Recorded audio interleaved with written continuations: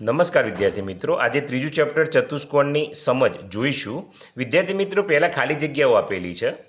ખાલી જગ્યાઓ પણ સરસ રીતે સમજાવવાની અને પછી ગણવાની છે. આપણે એક્ઝામમાં કામમાં આવે. પાછળ જવાબ આપેલા છે, કોપી મારવી હોય તો મારી શકાય, પણ એવું કરવું નથી. સમજશો તો લાઈફ ટાઈમ યાદ રહેશે. બરાબર છે. ચલો, પહેલું, ચતુષ્કોણના બહારના બધા ખૂણાના માપનો સરવાળો ખાલી જગ્યા થાય છે. આપણને ખબર હોય 360 થાય. બરાબર. ચતુષ્કોણ એટલે 4 ખૂણા હોય અને 4 બાજુ હોય, એ આપણને ખ્યાલ છે. બીજો, નિયમિત અષ્ટકોણના અંદરના બધા ખૂણાના માપનો સરવાળો ખાલી જગ્યા થાય છે. વિદ્યાર્થી મિત્રો, આ થોડું સમજાવવાની જરૂર છે. અષ્ટકોણ એટલે 8 બાજુઓ. તો આપણે જોઈએ, 1 2 બાજુ થઈ જાય, દેખાય છે ને? બરાબર. ઓકે. 3 4 બાજુઓ થઈ, આ 5 આ 6 આ 7 અને 8 8 બાજુ થઈ. જુઓ, 1 2 3 4 5 6 7 અને 8. આ તમને સમજાવવા માટે દોરું છું. બરાબર. અહીં નિયમિત શબ્દ વાપર્યો છે. નિયમિત એટલે તો આ બધી જ બાજુઓના જે માપ છે, આ બાજુઓના માપ એ કેવા હોય? સરખા હોય. તો શું કહે છે?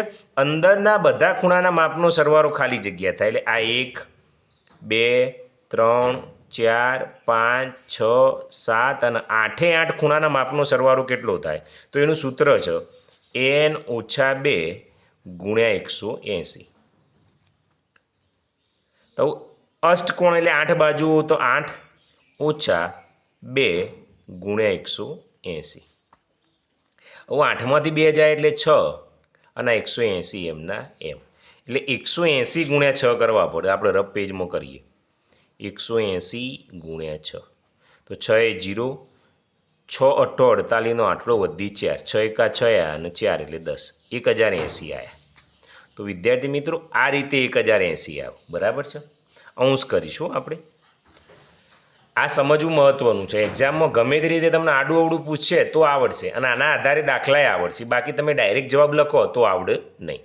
હવે 3 બાજુઓવાળો નિયમિત બહુકોણ ખાલી જગ્યા છે. એવું 3 બાજુઓ હોય એવો નિયમિત બહુકોણ 3 બાજુઓવાળો હોય તો 1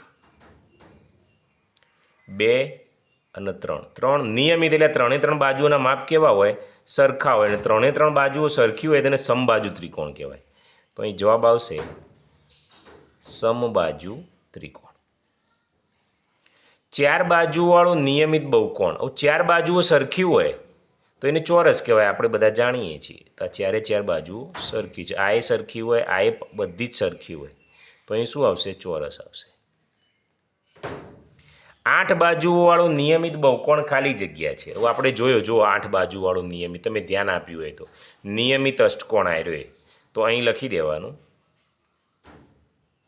અષ્ટકોણ. પછી ચોરસના દરેક બહિષ્કોણનું માપ ખાલી જગ્યા છે. હવે બહિષ્કોણનું માપ શોધવું હોય તો ટોટલ 360 ભાગ્યા બાજુ હોય. તો બાજુઓ ચોરસની કેટલી હોય? 4. તો 4 × 9 = 36 અને આ મીંડું તો કેટલો આવ્યો? 90. તો અહીં શું આવશે? 90°. લંબચોરસના દરેક બહિષ્કોણનું માપ ખાલી જગ્યા છે. તો 360 તો લખી જ દેવાના. લંબચોરસમાં 4 બાજુ હોય એટલે 4 × 9 = 36 અને આ 0, એ 90 આવશે. નિયમિત ષષ્ઠકોણના દરેક બહિષ્કોણનું માપ ખાલી જગ્યા છે. તો 360° લખી દેવાના. ષષ્ઠકોણ છે, જુઓ, ષષ્ઠકોણને કેટલી બાજુ હોય? 6 હોય. તો ભાગ્યા 6, છાયો છાયો 36 અને આ મીંડું મૂકી દો. કેટલા આવ્યા વિદ્યાર્થી મિત્રો? તો 60 આવ્યા. 8માં 60°. ખાલી જગ્યા ચતુષ્કોણમાં સામસામેની બાજુઓની માત્ર એક જ જોડ સમાંતર હોય તો આવો ચતુષ્કોણ છે. અહીં દોરું, જુઓ, આ સમાંતર હોય. જો આ લીટી સીધી જાય અને આ સીધી જાય, આ બંને જોડ સમાંતર હોય. આ લીટી જો અડી જાય એટલે આ આગળ અડી જશે અને આ અડી જશે. એટલે આવો ચતુષ્કોણ હોય એને સમલંબ ચતુષ્કોણ કહેવાય. તો અહીં લખી દઈએ સમલંબ ચતુષ્કોણ. ઓકે. ચલો બીજું જોઈએ. કૌંસમાં આપેલા વિકલ્પોમાંથી સાચો વિકલ્પ પસંદ કરવાનો છે. સમાંતર બાજુ ચતુષ્કોણ એ ખાલી જગ્યા ચતુષ્કોણ છે, તો બહિર્મુખ કહેવાય. કારણ કે સમાંતર બાજુ ચતુષ્કોણ આવો હોય, જેના વિકર્ણો પરસ્પર છેદ એ આ વિકર્ણો એ છેદ અહીં, એટલે બહિર્મુખ કહેવાય. પતંગાકાર ચતુષ્કોણને ખાલી જગ્યા વિકર્ણો હોય. પતંગાકાર ચતુષ્કોણ આવો હોય, અને અહીંથી લાંબો હોય. આ પતંગ આકાર ચતુષ્કોણ છે. અને આ વિકર્ણો એટલે આ એક વિકર્ણ અને આ બીજો વિકર્ણ, એટલે બે વિકર્ણો હોય. એટલે બીજામાં શું આવશે? 2 આવશે. અહીં તમે ખાલી જગ્યા ભરી દેજો, હું ભરતો નથી. સમલંબ ચતુષ્કોણને ખાલી જગ્યા વિકર્ણો હોય. આપણે આ દોરે તો સમલંબ ચતુષ્કોણ, તો આ પહેલો વિકર્ણ અને આ બીજો વિકર્ણ, એટલે 2 વિકર્ણો હોય. ચતુષ્કોણને ખાલી જગ્યા વિકર્ણો હોય. ચતુષ્કોણ હોય, આ ચતુષ્કોણ જ કહેવાય. તો આ એક વિકર્ણ અને આ બીજો વિકર્ણ, એટલે ચોથામાં 2 આવશે. ઉપરા ઉપરી 3માં બીજામાં 2 આવ્યો, ત્રીજામાં 2 આવ્યો અને ચોથામાં 2 આવ્યો. પાંચમામાં જોઈએ. નિયમિત પંચકોણના અંદરના બધા ખૂણાના માપનો સરવાળો ખાલી જગ્યા હોય. હવે અંદરના ખૂણાના માપનો સરવાળો શોધવો હોય વિદ્યાર્થી મિત્રો, તો એના માટે એક સૂત્ર છે. અહીં n/n - 2 ગુણ્યા 180 અંશ. પંચકોણ છે તો 5 બાજુ હોય, તો એની જગ્યાએ 5 લખીએ, -2 એમના એમ ગુણ્યા 180. 5માંથી 2 જાય એટલે 3 ગુણ્યા 180, 18×3 = 54 એટલે 540 અંશ. તો અહીં શું આવશે? પાંચમામાં 540 આવશે. બરાબર. છઠ્ઠો, એક ચતુષ્કોણના ચારે ખૂણાના માપ સરખા છે તો દરેક ખૂણાનું માપ ખાલી જગ્યા છે. હવે ચારે ખૂણાના માપ સરખા હોય, ચતુષ્કોણના 4 ખૂણા કેટલા હોય? 360. 4 ખૂણા હોય એટલે 4 4 9 36 અને આ મીંડું 90 અંશ આવે. તો અહીં છઠ્ઠામાં કેટલો આવ્યો? 90. હવે એક ચતુષ્કોણના 3 ખૂણાના માપનો સરવાળો 300 છે, તો ચોથા ખૂણાનું માપ, ચારે ખૂણાનું માપનો સરવાળો 360 અંશ હોય અને 3 ખૂણા કેટલા છે? 300ના, તો કેટલા થયા? 60 આવ્યા. આ 3 માં 3 જાય 0 એટલે 60 આવશે. તો સાતમામાં શું આવ્યો? 60 આવ્યો. નિયમિત પંચકોણના અંદરના દરેક ખૂણાનું માપ ખાલી જગ્યા છે. હવે પંચકોણ હોય તો પંચકોણના બધા ખૂણાના માપનો સરવાળો કેટલો થાય? તો આપણને ખબર છે, જો n/2 ગુણ્યા 180. પંચકોણ એટલે 5 ગુણ્યા 5 - 2 ગુણ્યા 180. એટલે પંચકોણના બધા ખૂણાના માપનો સરવાળો કેટલો થાય? 540. પંચકોણ એટલે 5 બાજુ હોય, 1 2 3 4 અને 5. આ 1 2 3 4 અને 5. તો બધા ખૂણાના માપનો સરવાળો 540. તો શું કહે છે? દરેક ખૂણાનું માપ તો 5 વડે ભાગવા પડશે, પંચકોણ છે એટલે 5. તો 5 એકા 5 આ 5 અઠ્ઠો 40 એટલે 108 આવ્યા. સર તો 108 આવી રહ્યા. જુઓ તો આઠમામાં કેટલા આવ્યા? 108. નિયમિત અષ્ટકોણના દરેક બહિષ્કોણનું માપ ખાલી જગ્યા છે. અહીં બહિષ્કોણ પૂછ્યો છે, તો આપણે 360 હોય એના વડે ભાગવા થશે. 360 ભાગ્યા શું છે? અષ્ટકોણ એટલે 8 બાજુ હોય તો ભાગ્યા 8. તો 8 ભાગ ચાલીએ, 8 એકા 8 8 દુ 16 8 તરી 24 8 ચોક 32. 36માંથી 32 કાઢો એટલે 4 4 અને મીંડું એટલે 40 8 પંચો 40 45 આવ્યા. તો અહીં શું આવશે? 45. તો નવમામાં કેટલા આવ્યા? 45. જેના બહિષ્કોણનું માપ 40 અંશ હોય તે નિયમિત બહુકોણને ખાલી જગ્યા બાજુઓ હોય. તો વિદ્યાર્થી મિત્રો 360 ભાગ્યા 40 કરી દેવાના. તો જોઈએ કેટલા આવું દસમામાં? 360 ભાગ્યા 40. શૂન્ય 0 4 9 36 9 આવ્યા. તો દસમામાં કેટલો આવ્યો? 9 બાજુઓ હોય. 12 બાજુવાળા નિયમિત બહુકોણના દરેક બહિષ્કોણનું માપ ખાલી જગ્યા હોય. હવે બહિષ્કોણ આવે એટલે 360 વડે ભાગી 360ને ભાગવાના થાય. કેટલી બાજુઓ છે? 12. તો 12 તરી 36 અને આ મીંડું તો 30 આવ્યા. તો અહીં 30 છે. જો 11માં 30 અંશ. 11માં 1 મિનિટ મારે ભૂલતો નથી. 12 તરી 11માં 30 અંશ બરાબર જ છે.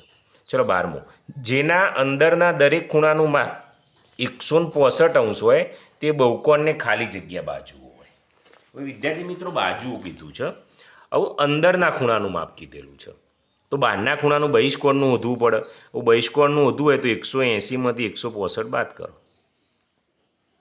એટલે અહીં 7 અને અહીં 10. 10માંથી 5 જાય એટલે 5 અને 7માંથી 6 જાય એટલે 15. હવે 15 છે તો 360 ભાગ્યા 15 કરવાના. તો 360 ભાગ્યા 15 કરો. 15 એકા 15 આ 15 દુ 30 15 ચોક 60. તો કેટલા આવ્યા? 24. તો 12માં કેટલા આવ્યા વિદ્યાર્થી મિત્રો? 24 આવ્યા. ચલો 13મો લઈએ.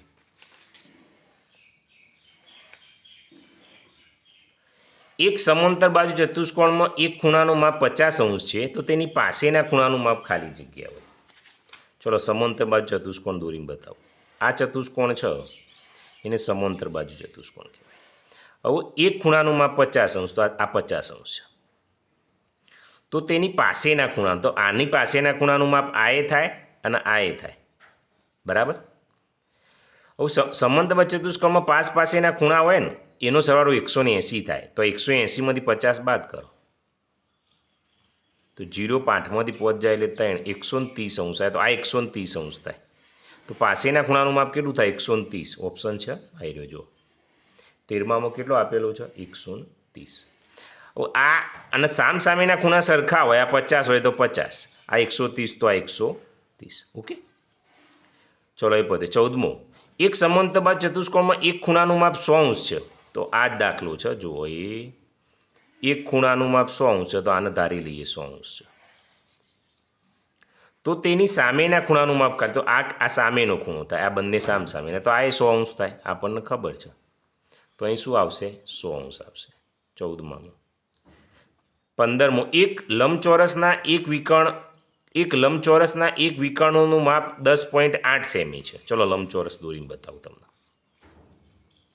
આ લંબચોરસ છે, આપણને ખબર છે લંબચોરસમાં સામસામેની બાજુના માપ આ સરખી હોય અને આ પણ સરખી હોય. વિકર્ણ એટલે આયરો, તો આનું માપ કેટલું છે? 10.8. તો બીજા વિકર્ણોનું, તો લંબચોરસમાં વિકર્ણોની લંબાઈ સરખી હોય, આ 10.8 હોય, તો આ એ કેટલું થાય? 10.8. પછી સમાંતર બાજુ ચતુષ્કોણના પાસેના બે ખૂણાઓ, તો એ સમાંતર બાજુ ચતુષ્કોણ, આ પાસેના એટલે આ ખૂણો અને આ ખૂણો કેવા હોય? તો બંનેનો સરવાળો 180 થાય, એટલે પૂરક કોણ હોય. તો આ પૂરક કોણ લખ્યું. તો 16માં શું આવશે? પૂરક કોણ આવશે, બરાબર છે. પછી આપણે ખાલી જગ્યાઓ છે બીજી, એ નેક્સ્ટ જોઈશું.